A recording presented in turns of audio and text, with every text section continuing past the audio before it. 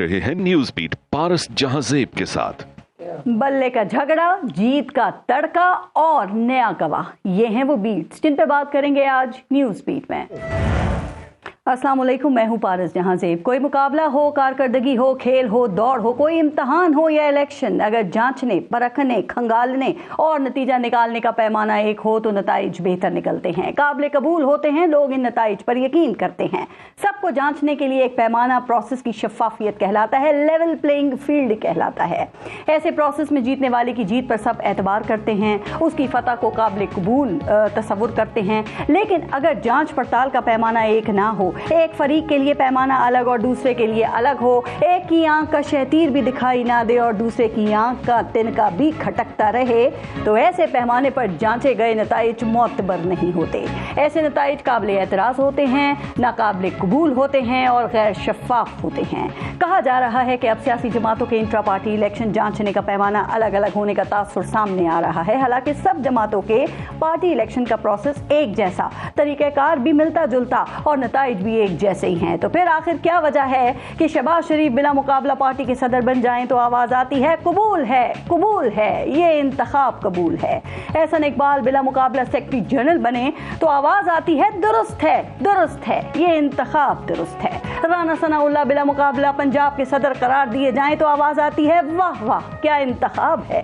लेकिन बैरिस्टर गौहर बल्ला बिला मुकाबला पीटीआई के चेयरमैन बन जाएं, मुंतखब हो जाएं तो चारों कोनों से दुहाइयां दी जाती हैं कि एतराज है, एतराज है, इस इंतखाब पर एतराज है। उमर अयूब बिला मुकाबला सेक्रेटरी जनरल बना दिए जाएं तो आवाज आती है एतराज है, इस इंतखाब पर एतराज है। यास्मीन राशिद का नाम पंजाब की सदर के तौर पर लिख दिया जाए तो भी यही आवाज आती है कि एतराज है, इस इंतखाब पर एतराज है। पीपल्स पार्टी में इलेक्शन हो जाएं और किसी को कानो कान खबर भी ना हो फिर भी वो कबूल हैं। बिलावल भुट्टो बिला मुकाबला पीपल्स पार्टी के चेयरमैन बन जाएं तो बगैर किसी सवाल के आवाज आती है कबूल है। नैयर बुखारी बिला मुकाबला सेक्रेटरी जनरल बना दिए जाएं तो आवाज आती है कबूल है। मौलाना फजल रहमान हर 5 साल के लिए अपनी जमात के अमीर मुंतखब हो जाएं, उनके मुकाबले में आना तो दूर, कोई मुकाबले का सोचना भी गुनाह समझे तो भी यही आवाज आती है कि ये पार्टी भी ऐन जमहूरी है और इसके इलेक्शन भी कबूल हैं। 6 साल पहले मियां मोहम्मद नवाज शरीफ को पार्टी की सदारत से हटाया गया तो मुस्लिम लीग नून ने एक मीटिंग में याकूब खान नासिर को पार्टी का सदर बनाकर इलेक्शन कमीशन को बताया तो इलेक्शन कमीशन ने यही कहा, उनकी तरफ से यही आवाज आई कि ये इंतखाब भी कबूल है। तो जनाब, अगर बाकी पार्टियों के इसी तरह के सब इलेक्शन कबूल हैं तो फिर पीटीआई के इंट्रा पार्टी इलेक्शन पर एतराज कैसा? क्या इलेक्शन कमीशन पीटीआई के इंट्रा पार्टी इलेक्शन भी इसी एक पैमाने पर जांचने को तरजीह देगा जिस पर बाकी पार्टियों के इलेक्शन जांच कर उनको ऐन जमहूरी करार देकर ऐलान किया गया कि ये इलेक्शन कबूल हैं? या फिर पीटीआई के इलेक्शन पर एतराज की जो समात आज शुरू हो गई है उसका नतीजा कुछ और ही निकलेगा। आज के प्रोग्राम में दीगर इशूज के साथ साथ हम पाकिस्तान तहरीक इंसाफ के इंट्रा पार्टी इलेक्शन के हवाले से भी बात करेंगे। और आज प्रोग्राम में हमारे साथ मौजूद हैं तर्जुमान इस्तेकाम पाकिस्तान पार्टी डॉक्टर फिरदौस आशिकवान साहिबा, हमें पीटीआई के वकील नईम हैदर पंजौता साहब ने ज्वाइन किया है प्रोग्राम में, और सीनियर सहाफ़ी और तजज़ियाकार हैं मुजम्मिल सोहरवर्दी साहब। अस्सलाम वालेकुम, बहुत बहुत शुक्रिया आप सबका प्रोग्राम में शिरकत के लिए। पहले एक ब्रेक लेंगे, देखते रहिएगा न्यूज़ बीट। फिरदौस साहिबा, आपसे शुरू करते हैं। इस्तेकाम पाकिस्तान पार्टी मुल्क में हकीकी इस्तेकाम लाने की बात कर रही है। अच्छा, ये लफ्ज़ जो इस्तेकाम है ये हकीकी है, जब भी हमारी सियासत में आता है तो फिर कुछ आपको पता है ना अक्सर उलट हो जाता है। वो एमक्यूएम से हकीकी निकली थी, इमरान खान ने भी हकीकी आज़ादी का नारा लगाया था, अब आप लोग हकीकी इस्तेकाम लाना चाहते हैं पाकिस्तान में। तो पहले ये बताइए, ये इस्तेकाम आप लाएंगे कैसे? बिस्मिल्लाहिर्रहमानिर्रहीम। पारस, सबसे पहले तो मैं आपकी शुक्रगुजार हूँ। देखिए, पाकिस्तान जो है वो माशाल्लाह 76 साल का हो गया है माशाल्लाह, और इस मुल्क को अनसर्टेनिटी, अनरेस्ट, पोलराइजेशन, तसादम, टकराव, खींचातानी, नफरत की सियासत जो है उसने कौम नहीं बनने दिया। हम 25-26 करोड़ भेड़ चाल और हजूम तो बन गए लेकिन हम कौम नहीं बन सके। उसकी वजह क्या है कि हमारे छोटे छोटे जो सियासी मफादात हैं वो हमारे जो कौमी मफादात हैं उन पे गालिब आए, और हमने बहसीत पॉलिटिकल फोर्स या पॉलिटिकल एंटिटी सियासत के अंदर हमारी काज जो है वो कंप्रोमाइज़ होती रही और हमारी ज़ात जो है वो सुप्रीम होती रही थी। और उसका रिजल्ट क्या निकला कि पाकिस्तान जो है वो आगे जाने की बजाय पीछे चला गया। और वो तसादम टकराव ने पाकिस्तान को उस नहज पे पहुंचा दिया कि आपके हमसाये ममालिक में भी सियासी जमातें हैं, सियासत होती है, इलेक्शन होता है, एक दूसरे पे तनकीद भी होती है, इश्यूज और पॉलिसी बेस बहुत ज़्यादा तल्ख किस्म का रवैया भी आप देखते हैं। लेकिन ऐसा नहीं होता कि जहाँ नेशनल इंटरेस्ट आ जाए वहाँ फिर वो मिल बैठ के कंप्रोमाइज करके कंसेंसस से आगे ना बढ़े। हमारा मसला ये होता है कि हमारी जिद हट धर्मी इतनी हमारे उन नेशनल इंटरेस्ट के ऊपर हावी हो जाती है कि हम पीछे हटने के लिए तैयार नहीं होते। बातें आपकी बहुत अच्छी हैं। इस्तेकाम पाकिस्तान पार्टी अभी भी टॉप 3 पॉलिटिकल पार्टीज में फिलहाल उसका शुमार नहीं हो रहा है। हमारे महीने भी गिन लेना कि हमारा जन्म कितने महीने तो पहले हुआ। लाना तो किसी बड़ी पार्टी का काम है ना। फिर अभी तो आपका किसी के साथ इत्तेहाद नहीं हो सका अभी तक। आप देखें कि आपको अपनी होप्स हाई रखनी चाहिए, आपके गोल्स और ऑब्जेक्टिव्स जो है वो हमेशा बड़े होने चाहिए और आपकी मंजिल जो है वो क्लियर और डिफाइन होनी चाहिए। आपके इस्तेहकाम में इतनी क्लियरिटी के साथ साथ क्या पीटीआई की भी जगह होगी? देखिए, पीटीआई टिल द टाइम वो सियासी जमात बने, ना कि अस्करी विंग। और अगर वो इस अस्करी विंग है तो वो सियासी जमातों के साथ आगे बढ़ नहीं सकती। पीटीआई को अपनी सोच बदलनी है, पीटीआई को अपना बयानिया बदलना है। बना इनका ये 9 मई को अस्करी विंग ही था, वो सियासी जमात तो ऐसा नहीं कर सकती। सियासी जमात तो शोहदा की बेहुरमती नहीं कर सकती, सियासी जमात जीएच के ऊपर चढ़ाई नहीं कर सकती, सियासी जमात जो है वो जिना हाउस पे हमला करके पाकिस्तान की इज्जत वकार को तो वो सियासी विंग अब बंद हो गया है ये, क्योंकि अब गिरफ्तारियां हो गई और ये सारा सिलसिला हम देख रहे हैं अभी भी है। वो विंग जो है वो एक माइंडसेट और जहरलूद बयानिया की वजह से मार्ज़े वजूद में आया। जब तक वो बयानिया एग्जिस्ट करता है वो विंग खत्म नहीं हो सकता। और वो बयानिया आज भी सोशल मीडिया की जीनत है। और इस्तेकाम पाकिस्तान पार्टी जो है वो उस रियासत और अवाम के दरमियान पुल का किरदार अदा करने के लिए बनी है। हम ये कहते हैं कि ये रियासत है तो सियासत है। अगर रियासत का मुफाद दाव पे लगाएंगे तो आपका वो हाल होगा जो आज इसराइल फलस्तीनियों का कर रहा है। अगर आपकी एक ऑर्गेनाइज्ड स्ट्रक्चर्ड अफवाज ना हो, कौमी सलामती के दायरे ना हो, तो मोदी आपको घुस के इस तरह की स्ट्रेटजी में एंगेज करता। तो आज अगर मोदी की जरूरत नहीं है कि पाकिस्तान की मैंने बात की थी मैली आंख से देखे तो उसके पीछे आपके ये कौमी सलामती के अदारे और उन शोहदा का लहू है जिनकी बेहुरमती होती है, उनकी दिलजारी होती है। तो जब तक पीटीआई अपने उस इंतहा पसंद बयानिए से पीछे नहीं हटती और अपने रवैये में तो सियासी रंग नहीं भरती, सियासत के अंदर कोई चीज हतमी नहीं। ठीक, अच्छा, इत्तेहाद की मैंने बात की थी। आज जहांगीर तरीन की मुलाकात हुई है शहबाज शरीफ साहब से और कल मुलाकात हुई थी। तो कोई सीट एडजस्टमेंट जो है अब कोई इत्तेहाद होने जा रहा है, चूंकि उन्होंने एमक्यूएम और काफ लीग से तो हाथ मिला लिया है। पारस, बात यह है कि पाकिस्तान को इस वक्त जिस इस्तेहकाम की जरूरत है मुआशी और सियासी, वो कोई एक जमात या कोई फर्द वाहिद जो है वो नहीं कर सकता। इस वक्त आपको एक नेशनल डायलॉग की जरूरत है। और सबसे अहम जो चीज है कि आने वाले इलेक्शन के हवाले से जो सिक्योरिटी चैलेंजेस और थ्रेट्स हैं, अलीम खान साहब तो कह रहे हैं कि कोई लेने देने की बात नहीं हुई है जो मीटिंग हुई है और आगे भी ये सिलसिले चलेंगे। डेफिनेटली वो चीजें, पहली मुलाकात हुई, एक बातचीत का सिलसिला शुरू हुआ है और अभी इसमें इब्तदाई डिस्कशन में कोई हतमी फैसले नहीं हुए। अच्छा, आज की एक और अहम बात, मुस्बत कदम इस हवाले से ये उठाया गया कि ये सोचा गया कि हमने पीछे नहीं देखना, ठीक है, और आगे देखना है। तो पाकिस्तान की तरफ देखना है कि इसको आगे कैसे लेके जाना है, ना कि अपनी सीटें और अपने सियासी मफादात और हुकूमतों पे नजर जो है। आज की एक और इस पे और कमेंट करने फिर मैं जरा आगे चलूं कि आप यहाँ पे तमाम सियासी जमातों को ना अच्छी तरीके से समझती हैं।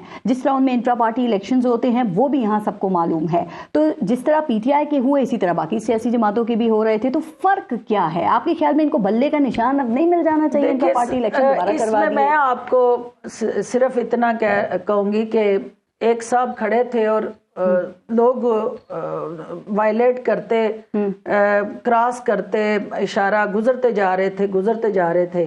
तो एक ने रुक के जो है वो पूछ लिया कि जनाब इशारा जो है वो बंद है तो मैं गुजर जाऊं। तुमने कहा नहीं, तुम खड़े रहो। तो उन्होंने कहा कि आप वो तो सारे गुजर गए तो आपने मुझे क्यों रोका? तो उन्होंने कहा कि उन्होंने तो मुझसे पूछा नहीं।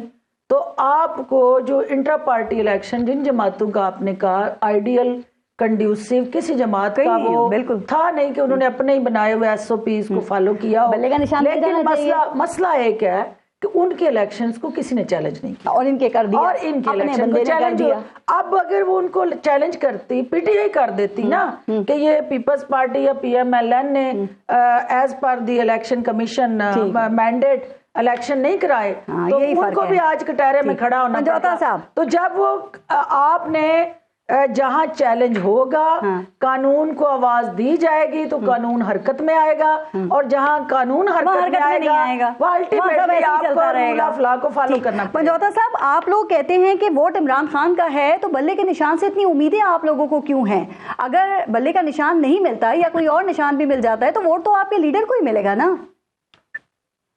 बहुत शुक्रिया जी, बड़ी नवाजिश, बड़ी मेहरबानी। पहली बात तो ये है कि बल्ले के निशान की अगर बात की जाए तो अगर इंटर पार्टीज इलेक्शन आप देखें 2022 के अंदर, जो कि पाकिस्तान तहरीक इंसाफ ने अपने आइन के मुताबिक करवाए, इलेक्शन कमीशन की तरफ से दोनों नोटिस थे, उनके अंदर ये जिक्र ही नहीं था कि आपके इलेक्शन ठीक नहीं हुए। अब देखें कि 71 डेज के बाद ये फैसला दिया गया जिसमें कहा गया कि इंटर पार्टीज इलेक्शन करवाए जाए। हमने अब पूरा लीगल जो प्रोसेस है दोबारा वो फॉलो किया और बाकायदा तौर पे 29 तारीख को शेड्यूल दिया कि 2 तारीख को हमारे इलेक्शन जो है वो होने जा रहे हैं। अच्छा, 2 तारीख के हवाले से जगह जो है उसका भी तयन किया गया था, और आपने देखा कि हमारे पेजेस के ऊपर भी चली और इलेक्ट्रॉनिक्स मीडिया के ऊपर भी चली, और उसके साथ साथ हमने लेटर लिखा इलेक्शन कमीशन को कि ये जगह है जी। अब कभी अकबर एस बाबर टाइप के लोग लेकर आ जाते हैं, कभी कोई PTI के, यही फर्क है कि घर को आग लग गई घर के चिराग से, यही फर्क है। पंजौता साहब, एक सेकंड सर, ये बताइए आपकी ही चीजें क्यों चैलेंज होती हैं? और देखें, ये चीज कोई पहली दफा नहीं हो रही किसी जमात के साथ। याद है पाकिस्तान पीपल्स पार्टी की तलवार के नीचे थी, उनसे लिया गया तो तीर के निशान पे लड़ना पड़ा। मियां साहब ना अहल हुए थे तो उनके सेनेटर्स को आजाद इलेक्शन लड़ना पड़ा। तो आपकी तो अपनी पार्टी के बानी जो रहनुमा थे उन्होंने चैलेंज किया ना। ये फर्क है जो अभी फिरदौस साहब अभी बता रही थी। बिल्कुल, ना वो बानी है और ना वो PTI के रहनुमा है, ना वो PTI के मेंबर हैं। PTI के मेंबर या उनकी मोहब्बत अगर है तो मुझे बताएं कि 9 मई को वो कहां थे? कोई उन्होंने इमरान खान साहब की जो अगवा हुआ था उसके ऊपर कोई उनका स्टेटमेंट आया हो? खान साहब के ऊपर हमला हुआ कोई स्टेटमेंट आया हुआ? पाकिस्तान तहरीक इंसाफ के वर्कर्स के ऊपर जो आज तक हुआ गया, कहीं पर आपने देखा हो कि कहीं पर वो गए हो कि फंडामेंटल राइट्स की वायलेशन हो रही है तो वो प्रेस कॉन्फ्रेंस कर रहे हैं? तो ये लोग प्लांट किए जाते हैं, नंबर 1। नंबर 2 बात कि अगर पीपल्स पार्टी के निशान के ऊपर कोई उस वक्त हुआ तो हम तो कभी भी उसको नहीं कहेंगे कि वो बड़ा दुरुस्त फैसला था, और ना ही उस वक्त इमरान खान साहब की कोई हुकूमत थी, किसी और जमात के भी कोई इसी हवाले से इतराज हुआ। बात यह है कि इंटर पार्टी इलेक्शन की अगर चैलेंज की बात की जाए तो सिर्फ पूरे 1960 से लेकर अब तक सिर्फ PTI के इंटर पार्टी इलेक्शन के हवाले से इतराज आया है। अब आज मैं गौर साहब के साथ बैठा हुआ था और मैंने उन्हें कहा कि मुझे बताएं कि हुआ क्या है जो अब इतराज लगा रहे हैं। तो उन्होंने मुझे दिखाया कि ये जी पेपर है, इतराज क्या लगा है कि साइन फॉर एग्जांपल जी यहाँ पर हुए हैं या डेट यहाँ पर डाली हुई है, तो थोड़ी सी डेट जो है ना वो इस जगह पर लिख दें, ये इतराज है। इस तरह के उन्होंने इतराज लगाए हैं तो मैं देख के हैरान रह रहा था। उसने कहा कि हम उधर रिमूवर से करके वहां से हटाकर, और डेट साहब आप हैरान तो हुए, लेकिन ये बताइए कि अब आके दौरान आपको क्या लगा कि अब ये सूरत हाल, ये मामला किस तरफ बढ़ रहा है? क्योंकि वो जो, लेकिन मैं तो ये समझता हूँ कि जो दरखास्त लेकर ये बहरूपिये गए हैं ना, इनके खिलाफ इलेक्शन कमीशन को कार्रवाई करनी चाहिए कि ऐसे जो ओछे हथकंडे करने वाले लोग हैं या जो बहरूपिये हैं उनको देखते हुए उसके ऊपर एक्शन लेना चाहिए। यहाँ पर इलेक्शन कमीशन के पास तो इन्हें अदालत का इख्तियार ही नहीं है। इलेक्शन कमीशन एक अदारा है और इमरान खान के खिलाफ इन्हें अदालत की कार्रवाई की जा रही है, और जहां पर गलत दरखास्तें लोग लेकर आ रहे हैं सिर्फ और सिर्फ सबसे बड़ी पार्टी को एक जो है उसके ऊपर कलगन लगाने के लिए बल्ले का निशान। साहब अब क्या लग रहा है, लेकिन 22नेस जो है ना वो बड़ी नजर कि नताइज जो है वो कबूल कर लेगा इलेक्शन, बल्ले का निशान मिल जाएगा? देखिए, बल्ले का निशान बिल्कुल मिलना चाहिए, लेकिन इनका दिल ये है कि इमरान खान साहब को जिस तरह से नायल किया है बल्ले का निशान भी छीना जाए, इमरान खान साहब को इलेक्शन से बाहर रखा जाए, इमरान खान साहब की पार्टी को इलेक्शन से आउट किया जाए। तो ऐसा मुमकिन नहीं, क्योंकि ऐसे इलेक्शन कोई नहीं मानेगा, क्योंकि जो इस वक्त सूरत हाल है मुल्क के अंदर जो उन्होंने किया तो वो एक यकतरफा एक कार्रवाई है। दूसरी तरफ कारपेट बिछाई जा रही है, रेड कारपेट, और यहाँ पर दूसरे एक तरफ जो है पाकिस्तान तहरीक इंसाफ के ऊपर ये किया जा रहा है। ठीक है। अब अगर 9 मई की बात की जाए, जैसे मैडम ने फरमाया, मेरा इनके साथ बड़ा एहतराम का रिश्ता रहा है, तलक रहा है, और उनके केसेस के अंदर भी जितना हो सका हमने उस वक्त जब हुकूमत थी हमने रिप्रेजेंट किया इनको। लेकिन बात यह है कि अगर 9 मई की बात की जाए तो सारे लोग जो पाकिस्तान तहरीक इंसाफ का हिस्सा थे वो इस वक्त आईपीपी में है। तो क्या वो अब 9 मई वाले लोग, फिर ये तो 9 मई वाली तो आईपीपी भी जमात बन चुकी है, क्योंकि वहां पर कोई जाता है तो वहां पर ना इलेक्ट्रॉनिक, मैं इसका जवाब जब उनकी नेक्स्ट टर्न आ दूंगी, ठीक है, राइट, बिल्कुल ठीक है। मैं जरा मुजम्मिल सोहरवर्दी साहब से भी इन दोनों चीजों पे बात कर लूं। मुजम्मिल सोहरवर्दी साहब, जैसे कि अभी पंजौता साहब भी कह रहे हैं कि किसी के लिए रेड कार्पेट बिछाया जा रहा है और जो इलेक्शन के रिजल्ट्स आ सकते हैं वो भी वाजे हैं, तो आपके ख्याल में नून लीग के इलेक्शन जीतने और हुकूमत बनाने का जो एक परसेप्शन है, आप समझते हैं कि वो स्ट्रांग है? आप समझते हैं वो हकीकत के करीब है? और क्या इसीलिए लगता है कि इस वक्त पीटीआई के पास फील्ड नहीं है या उनके हाथ बांधे हुए हैं? देखिए, यकीनन इलेक्शन से पहले एक हवा बनती है और वो हवा वोटर के जहन पर बहुत असर करती है, जो पोल्स पर रिफ्लेक्ट हो जाती है। कहते हैं फलां की हवा बन गई तो वो जीत गया। ये पूरी दुनिया के इंतखाबात में होती है। मुस्लिम लीग नून को ये अपनी हवा वो खुद तो बना नहीं सकते थे। Thanks to Bilawal Bhutto and thanks to PTI talk show में ये कह करके वो मुस्लिम लीग नून के लिए हवा बन रही है, हवा बन रही है। वो मुस्लिम लीग नून की हवा बनाई जा रहे हैं। जितनी बिलावल साहब ने मुस्लिम लीग नून के गुब्बारे में हवा भरी है, जितनी ये पंजोता साहब जैसे दोस्त भरते हैं रोज, इतनी तो मुस्लिम लीग नून खुद भी अपने गुब्बारे में हवा नहीं भर सकती थी जितने ये इनके लिए मुस्लिम लीग नून के लिए काम कर रहे हैं। इसीलिए ना वो बिलावल को जवाब देते हैं ना इनको जवाब देते हैं, क्योंकि उनकी राय है कि ये उनका काम कर रहे हैं और ये वोटर को समझा रहे हैं कि अगली बारी उनकी है। केसेस में रिलीफ मिल रहा है तो बात तो होगी ना। एक दिन में 20-20 जमानतें इमरान खान को भी मिली हैं, उससे हवा बन गई थी इमरान खान की। जमानत क्या रिलीफ है? 20-20 जमानतें रात 11 बजे तक अदालतों ने बैठ के जमानतें दी हैं इमरान खान को। गो टू सी यू का है जमानत के वक्त, गो टू सी यू का है इमरान खान को नैब की रिमांड में से बाहर निकाल के चीफ जस्टिस पाकिस्तान ने गुड टू सी यू का है।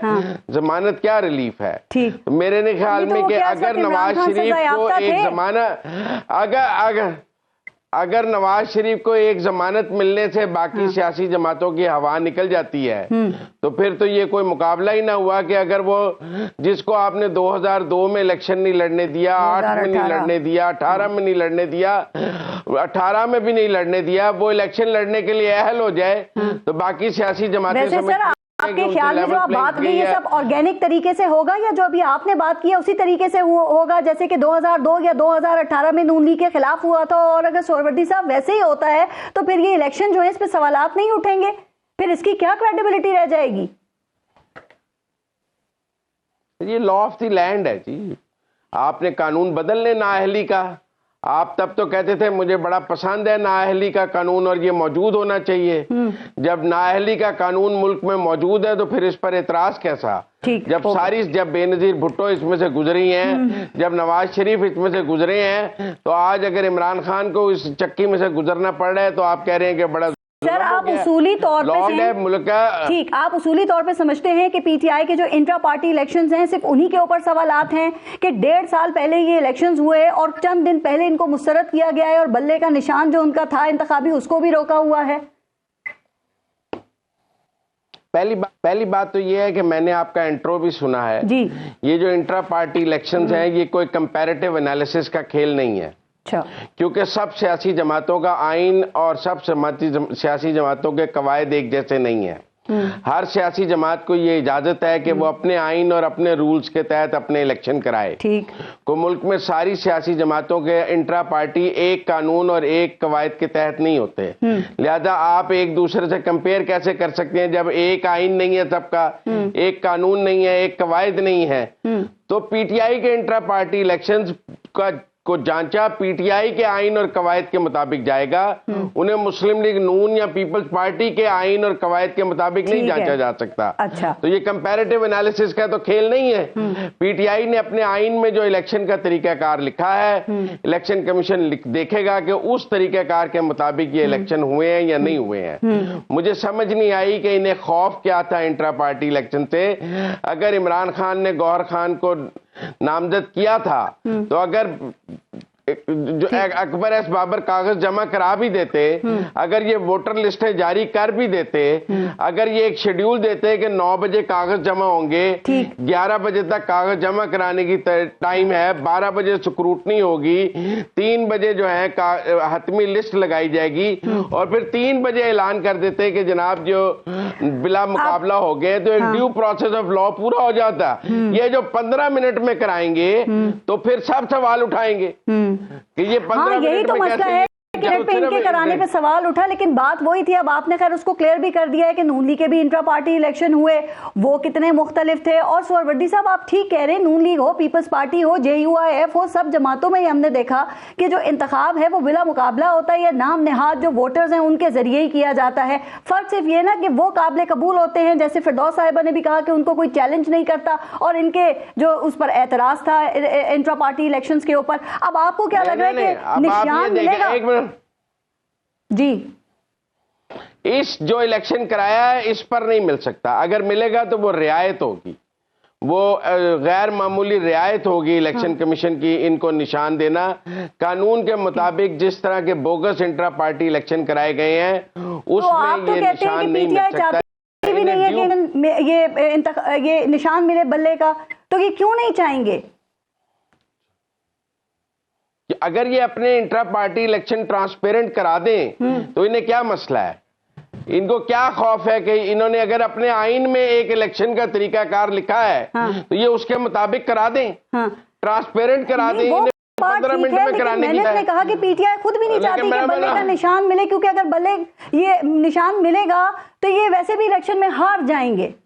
आपने कहा ना, ये मुझे लगता है कि ये मैंने कहा और मेरी ये राय है कि जिस तरह की इन्होंने इंट्रा पार्टी कराए हैं, ये खुद इसको मुतनाज़े रखना चाहते हैं ताकि कल को सियासी शहीद बन सके और कहें कि हमें तो निशान ही नहीं मिला है। देखिए, आप वो कहते हैं कि आप खुद कानून को ये मौका देते हैं कि कानून आपके खिलाफ हरकत में आए।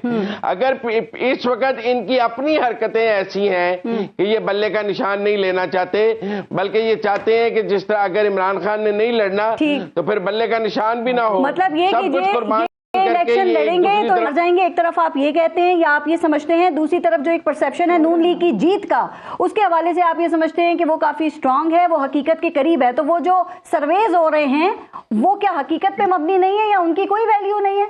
जो रिजल्ट्स इन सर्वेज के आ रहे हैं, ट्विटर तो पाकिस्तान के वोटर्स का तर्जुमान नहीं है। ठीक, सोशल मीडिया पाकिस्तान के वोटर्स का तर्जुमान नहीं है।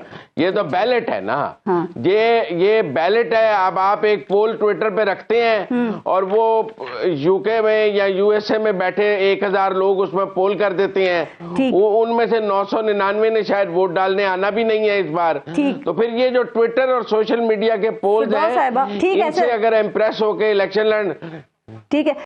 गैलप पार भी सर्वे सामने और यकीनन वो भी आपकी नज़रों से गुजरा होगा, लेकिन फिरदौस साहिबा जो ये तासुर एक हो रहा है कि मुस्लिम लीग नून अगला इलेक्शन जीतने जा रही है, और नून लीग के लोग तो ये भी कह रहे हैं कि वो सादा अक्सरियत हासिल करेंगे। वो कहते हैं चूचू का मुरब्बा हुकूमत नहीं चाहिए, 16 माह जैसी हुकूमत नहीं बनाएंगे, इससे अच्छा है हम अपोजिशन में बैठे। तो आपको लगता है कि जो जीत का दावा ये कितना हकीकी है?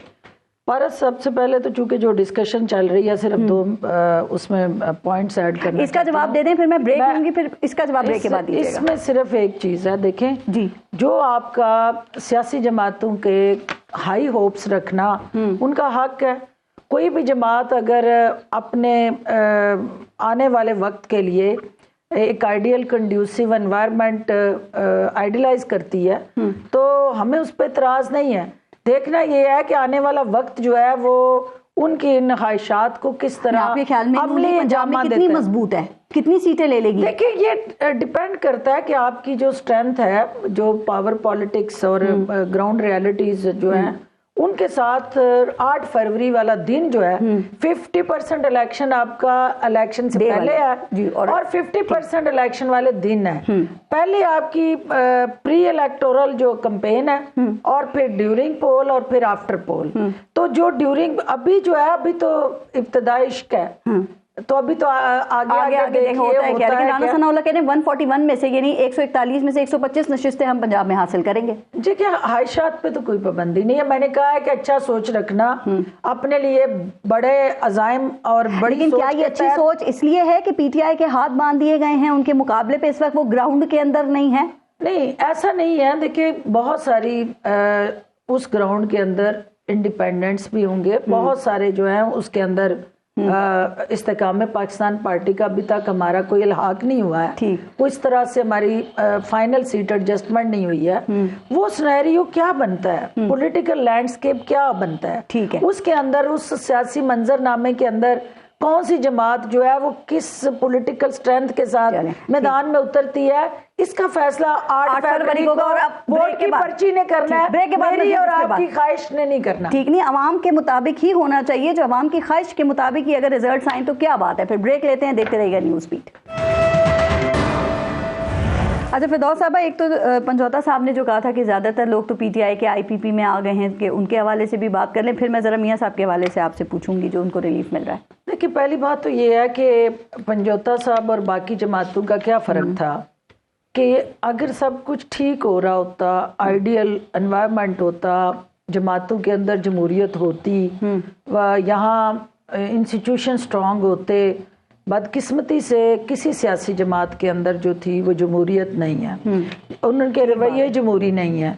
जब तक जमातों के अंदर जमहूरियत नहीं होगी, मुल्क के अंदर जमहूरियत का ख्वाब जो है वो अधूरा है। अब वो जमातें जिन्होंने शख्सियात को इतना मजबूत कर दिया कि पूरी दुनिया की महज़्ज़ब मुआशरे के अंदर आप देख लें जमातें, वहाँ पे जमात यानी एज अ पार्टी वो इतनी स्ट्रांग होती है कि इंडिविजुअल्स उसके मतहत या मैरून मिन्नत होते हैं। पाकिस्तान के अंदर कोई भी सियासी जमात आप ले ले, वहाँ पे इंडिविजुअल इतने स्ट्रांग हैं कि सियासी जमातें उनकी मैरून मिन्नत है। लेकिन वो इंडिविजुअल्स तो ये में से आईपीपी में आ गए, वो क्या गायकीन हो गए? सोच को खत्म करने के लिए इस जमात का जन्म हुआ था पीटीआई का। और इस नारे के साथ कि हम बाकी जमातों की बजाय हम अपने अंदर ना सिर्फ जमहूरी कल्चर बल्कि वैल्यूज और रिफॉर्म्स और इंस्टीट्यूशन बिल्डिंग की तरफ जाएंगे। वो चीजें जब आपने उनकी नफी अपने इंट्रा पार्टी इलेक्शन के अंदर कर दी और आप बाकियों से मुख्तलिफ तो रहे नहीं, इसलिए आप ये गिला ना करें कि बाकी गलत कर रहे थे तो आपको गलती माफ है, आपके पास गलती की गुंजाइश थी नहीं। दूसरी बात जो इन्होंने कही कि जो लोग आईपीपी के अंदर आए पीटीआई के, पीटीआई कौन है? पीटीआई के अंदर जो लोग हैं वो भी हमारी फैमिली है, हमारे लोग हैं, वो हमारे दोस्त अहबाब और जिनके साथ हमने एक वक्त गुजारा है। वो कारकुनान जब हम पीटीआई के अंदर गए तो वो साथ लेके गए। अब वहाँ मसला क्या है? अब वहाँ तजाद है सोच का।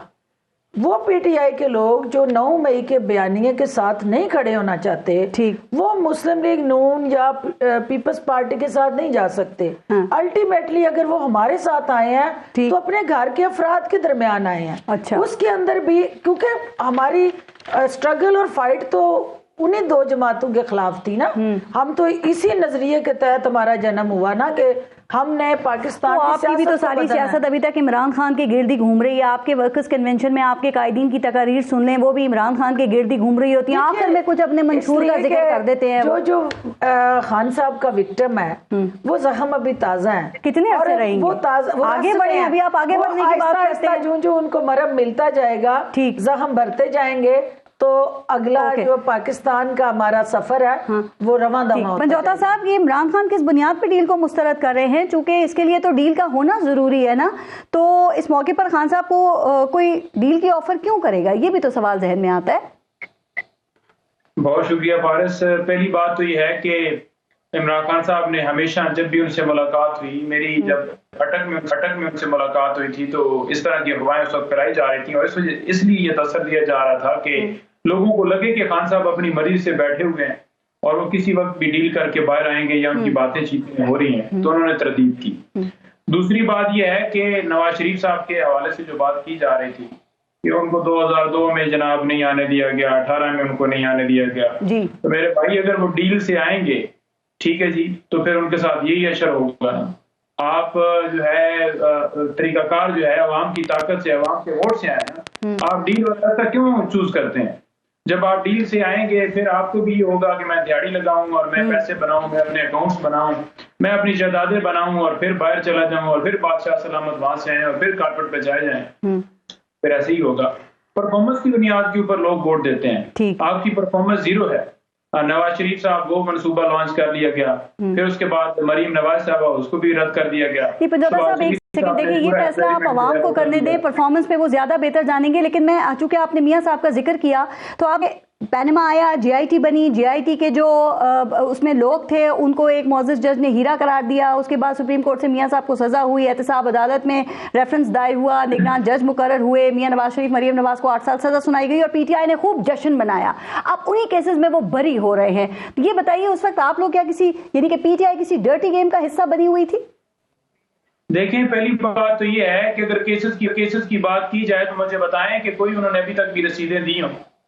जो उनके एसेट्स थे जब पहली दफा वो वजीर आजम बने उससे पहले कितने थे, और आज अगर 1000 गुना ज्यादा हो गए हैं तो उन्हें रिकॉर्ड तो अपना देना चाहिए ना कि वो अपार्टमेंट कैसे बनाए हैं, वो जायदादें कैसे बनाई हैं, स्टील मिल का अगर कोई मामला है तो उन्हें जवाब देना चाहिए, बजाय ये कि उधर से डील करें। और मैं बड़ा इसके ऊपर वादा करूंगा कि कभी भी किसी मुजरम को, हमेशा आपके प्रोग्राम के अंदर कहते रहे हैं, प्रोटेक्टिव बेल नहीं मिली जी। और अगर good to see you chief justice साहब ने कहा था, उस वक्त चीफ जस्टिस उमर अता बंदयाल साहब आपके लिए ठीक थे जब अमेरिका ने एक साजिश की थी और हुकूमत को गिराया गया था और इमरान खान साहब को हटाया गया, उस वक्त वो ठीक थे।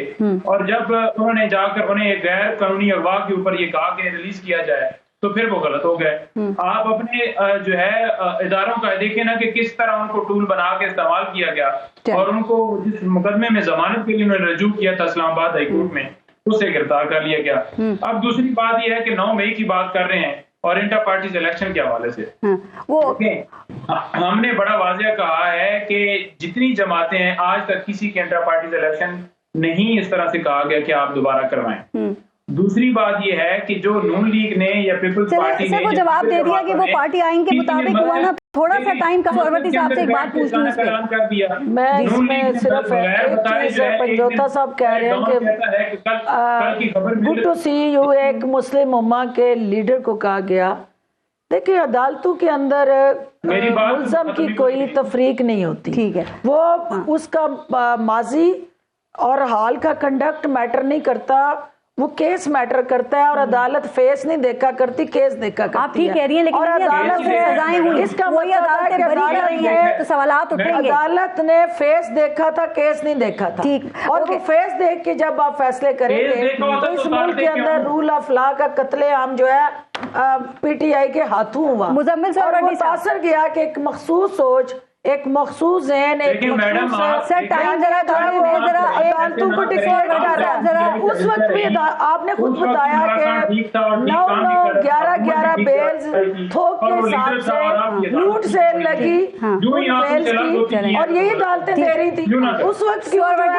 सर थोड़ा सा टाइम दे दूं, टाइम थोड़ा सा कम रह गया। सोरवटी साहब, ये जो इस वक्त साइफर का मुकदमा चल रहा है और इसमें सहाफ़ी भी अब जा रहे हैं और समाज की कवरेज भी हो रही है, तो सुना कि वो समन कर दिया इमरान खान ने जनब बाजवा को, आपके कहा है, तो आपके ख्याल में वो आएंगे? 1 माह में इस केस का भी फैसला हो जाएगा? और अगर जनब बाजवा आते हैं तो क्या इमरान खान के खिलाफ ही जाएगा या कुछ ऐसी बातें भी सामने आ सकती हैं कि कुछ इमरान खान के हक में चली जाए और जनब बाजवा के खिलाफ चली जाए? मेरा नहीं ख्याल में, मेरे ख्याल में जनरल बाजवा आने को तैयार हैं। अगर जैक ब्रांच ने उन्हें इजाजत दी जी तो फिर वो आकर गवाही दे सकेंगे क्योंकि उन पर पाबंदी है। लेकिन अगर अदालत समन करेगी तो फिर जीएचक्यू भी नहीं रोक सकता इनको। देखें, एक दफा तोशा खाना में ना इमरान खान ने कहा था मैं अपने मिलिट्री सेक्रेटरी को गवाह के तौर पर बुलाऊंगा। अगले दिन बयान तो दे दिया लेकिन अगले दिन गवाहों की लिस्ट में वो नाम नहीं दिया और वो फिर उससे बैकआउट कर गए थे। मुझे लगता है ये जनरल बाजवा के नाम से भी बैकआउट कर जाएंगे, लेकिन जनरल बाजवा ने सहाफियों को फोन करके कहा है कि मैं सोशल मीडिया में बेचने के लिए नहीं, लेकिन मुजम्मिल साहब अगर देखें अब सहाफी भी जा रहे हैं, ट्रायल हो रहा है, उसकी कवरेज हो रही है, तो क़याम साहब के बयानात भी तो अब मीडिया पे आ रहे हैं, सोशल मीडिया पे भी और मेन स्ट्रीम मीडिया पे भी कहते हैं वो ठीक है। लेकिन मुजम्मिल साहब एक सवाल सुनिएगा, जब वो ये कहते हैं कि मैं डील नहीं करूंगा, मैं इस मुल्क में ही रहूंगा, मैं डटा रहूंगा, तो आपके ख्याल में इससे कोई इम्पैक्ट नहीं पड़ेगा? नहीं, वो तो हमेशा कहते हैं कि फौज मुझसे बात नहीं कर रही है, वो सियासी जमातों से तो बात करना ही नहीं चाहते। अगर फौज उनसे सुबह बात करने के लिए तैयार हो जाए तो वो सीवी लेके गेट नंबर 4 के बाहर खड़े हो जाएंगे कि मुझे, उनका क्या गिला है फौज से? एक ही गिला है कि मुझे निकाल दिया है, और क्या गिला है? वो कहते हैं फौज मेरे साथ खड़ी हो जाए, क्योंकि बगैर फौज की मदद के वो इक़्तिदार में आ नहीं सकते। उनकी क्या लड़ाई है फौज के साथ? यही लड़ाई है ना कि मुझे जनरल बाजवा ने मुझे निकाल दिया, मुझे अब जनरल आसिम मुनीर मेरा फोन नहीं सुनते हैं, या जो दूसरे जर्नैलों के गंदे नाम रखते हैं, क्या रखते हैं कि इसीलिए रखते हैं कि वो उनकी बात नहीं मान रहे। सुबह जर्नैल उनकी बात सुनने लग जाए, वो प्लेट में से भी रखे गेट नंबर 4 के बाहर खड़े होंगे। इसी पे जरा डील पे उन्होंने कहा ना कि ये रिपोर्ट हुआ कि इमरान खान किसी भी किस्म की डील को मुस्तरद करते हैं, तो इसके लिए डील का होना जरूरी है ना। इसका मतलब तो यही निकलता है कोई डील हुई है क्या? उनको कोई खबर है आपको? पहली बात तो ये है कि ये ढिंडोरा जो पीटा जा रहा था और वावेला मचाया जा रहा था, सोशल मीडिया पे आओ बक्का चल रही थी कि उनको फेयर ट्रायल नहीं मिल रहा। फेयर ट्रायल में अब वो जो दिल चाहता है, जिस तरह का दिल पेशोरी स्टेटमेंट चाहते हैं वो दे रहे हैं, और वायरल भी होता है। वो सोशल मीडिया की गजा है ना, उन्होंने वो उनको गजा देनी थी, उनको जिंदा रखने के लिए, और वो इस किस्म की स्टेटमेंट देंगे जिससे वो सोशल मीडिया टॉप ट्रेंड रहे। Unfortunately as a prime minister and statesman of this country, उनका एजेंडा और टारगेट ये रहा कि उन्होंने सोशल मीडिया में टॉप ट्रेंड कैसे रहना है, उसकी कीमत मुल्क ने क्या अदा करनी है, आपकी आवाम को उसका क्या चैलेंजेस दरपेश होंगे, उनको टॉप ट्रेंड पे रहना था। आपने बात की थी कि सर्वेज उनको लेके आ रहे हैं बिल्कुल टॉप पे। देखिए, जमहूरियत के अंदर, पार्लिमानी सिस्टम के अंदर किसी शख्स की मकबूलियत को जांचने का पैमाना बैल्ट बॉक्स है और बैल्ट पेपर है। ये लाइक्स, शेयरिंग और टॉप ट्रेंड और सोशल मीडिया उसका पैमाना नहीं है। तो ये आप 8 फरवरी का दिन आने दें, उसमें सोशल मीडिया वाले निकल के आके बेल्ट बॉक्स तक आए, वोट डालें और अवाम की राय का एहतराम होना चाहिए। पंजौता साहब, आखिरी बात, जो अब ये सहाफी जा रहे हैं, समाअत की कवरेज हो रही है, आप लोग अब इससे मुतमईन हैं? नून लीग तो कह रही है बनी गाला से ज्यादा मजे उनको जेल में आ रहे हैं।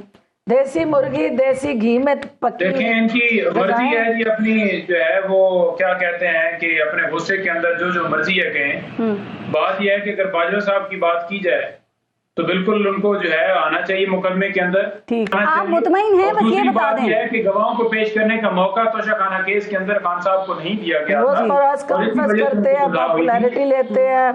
आपको मेरे पे कंटेम्प्ट लगी तो मुझे रोज अदालत बुला रही थी ना।